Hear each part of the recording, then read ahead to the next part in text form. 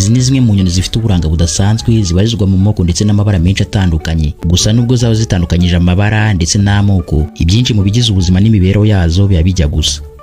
Nubwo ubona zimeze nk'izifite amababa, ntabwo izi nyoni zibasha kuguruka, ahubwo aya mababa zifasha mu koga amazi neza nk'ifi, kandi aho ngaho zikoresha umuvuduko udasanzwe mu koga inyanja kugera kuri kilometero zirenga 40 mu isaha, ku buryo n'amafi yarusha izi nyoni koga ari make cyane. Penguins zisangwa ahantu hatandukanye hakonja nko muri Amerika y'Amajyepfo, muri Australia, mu bihugu nka Georgia ndetse no mu bice by'inkombe z'inyanja y'Ubuhindi ahateganye n'igihugu cya Afurika y'Epfo. Penguins nini kurusha izindi mu isi ni zitwa Emperor Penguins, zishobora gukura zikarenza uburebure bwa metero 1 na santimetero 30 hamwe n'uburemere bw'ibiro bigera kuri 45 ku nyoni nkuru y'ubu bwoko. Gusa penguins zigenda zirutana mu moko menshi atandukanye kugeza ku duto cyane twitwa Little Penguins dukura kugeza ku burebure bwa santimetero 35. Izi nyoni nyinshi mu moko atandukanye zose ahaze yafata nk'imuhira kuko zamenyera ubukonje cyane kurusha ibindi bintu byose.